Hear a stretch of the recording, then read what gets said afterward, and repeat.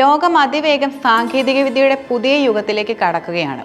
Artificial intelligence, robotics, biotechnology തുടങ്ങിയ മേഖലകളിലെ ഗവേഷണങ്ങൾ മനുഷ്യന്റെ ജീവിതത്തെയും സമൂഹത്തെയും മാറ്റിമറിക്കാൻ പോകുന്നവയാണ്. ഇതിലെ ഏറ്റവും പുതിയതും വിസ്മയകരവുമായ ഒരു കണ്ടുപിടുത്തമാണ് ചൈനയിൽ നിന്നുള്ള ഗർഭധാരണ റോബോട്ട് എന്ന ആശയം.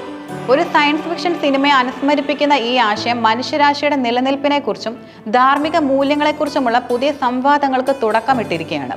ചൈനയിലെ ഗ്യാങ്ഷോ ആസ്ഥാനമായുള്ള കൈവ ടെക്നോളജിയുടെ സ്ഥാപകനായ ഡോക്ടർ ഷാങ് കിങ്ഫെങ് ആണ് ഈ വിപ്ലവകരമായ ആശയം മുന്നോട്ട് വെച്ചത്. ഈ റോബോട്ട് വെറും ഒരു കൃത്രിമ ഗർഭപാത്രമോ ഇൻക്യുബേറ്ററോ അല്ല. ഗർഭധാരണ മുതൽ പ്രസവം വരെയുള്ള മുഴുവൻ പ്രക്രിയയുടെ യഥാർത്ഥത്തിൽ ഒരു സ്ത്രീയുടെ ശരീരം ചെയ്യുന്നത് പോലെ കൃത്യമായി നടപ്പിലാക്കാൻ ശേഷിയുള്ള ഒരു യന്ത്ര മനുഷ്യനാണിത്. പോഷകങ്ങൾ നൽകുന്ന ഹോസ് സംവിധാനവും പൂർണ്ണകാല ഗർഭധാരണത്തെ അനുകരിക്കാനുള്ള കഴിവും ഇതിനുണ്ട്. അടുത്ത വർഷം ഇതിന്റെ പ്രോട്ടോടൈപ്പ് പുറത്തിറങ്ങുമെന്നാണ് പ്രതീക്ഷിക്കുന്നത്. ഇതിന്റെ വില ഏകദേശം 10 ലക്ഷം യുവാൻ, അതായത് ഏകദേശം 12 ലക്ഷം രൂപയായിരിക്കുമെന്നും കണക്കാക്കപ്പെടുന്നു. കൃത്രിമ ഗർഭപാത്രം എന്ന ആശയം പൂർണ്ണമായും പുതിയതല്ല. മുൻപ് അക്കാലത്തിൽ ജനിച്ച കുഞ്ഞാടുകളെ കൃത്രിമ ഗർഭപാത്രത്തിൽ ആഴ്ചകളോളം ജീവനോടെ നിലനിർത്താൻ ഗവേഷകർക്ക് കഴിഞ്ഞിട്ടുണ്ട്. അമ്മയുടെ ശരീരത്തിന് പുറത്ത് പോഷകസമൃദ്ധമായ രക്തവും അബ്നിയോട്ടിക് ദ്രാവകവും നൽകി കുഞ്ഞുങ്ങളെ വളർത്തുന്ന ഈ സാങ്കേതിക വിദ്യയാണ് ഇപ്പോൾ മനുഷ്യരിൽ പരീക്ഷിക്കാൻ ഒരുങ്ങുന്നത്.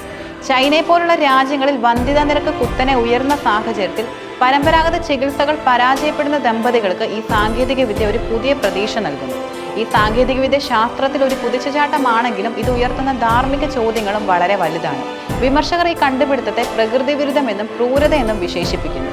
ഒരു കുഞ്ഞിന് ജന്മം നൽകുന്നതിന്റെ വൈകാരികവും മാനസികവുമായ അനുഭവങ്ങൾ പൂർണ്ണമായും നിഷേധിക്കപ്പെടുമോ എന്ന ആശങ്കയാണ് ഇതിലെ പ്രധാന ചോദ്യം. ഒരു റോബോട്ടിക് ഉപകരണത്തിൽ വളർത്തുന്ന കുഞ്ഞിന് അമ്മയുമായി സാധാരണഗതിയിൽ ഉണ്ടാകുന്ന ബന്ധം ലഭിക്കുമോ? ഈ സാങ്കേതിക വിദ്യ സമൂഹത്തിൽ ഗുരുതരമായ പ്രത്യാഘാതങ്ങൾ ഉണ്ടാക്കുമെന്നും ഗവേഷകർ ഭയപ്പെടുന്നു. മനുഷ്യന്റെ ഏറ്റവും സ്വാഭാവികമായ ജൈവ പ്രക്രിയകളിലൊന്നായ പ്രത്യുൽപാദനത്തെ പൂർണ്ണമായും യന്ത്രവൽക്കരിക്കുന്നത് നമ്മുടെ സാമൂഹിക ഘടനയെ മാറ്റിമറിക്കുമോ?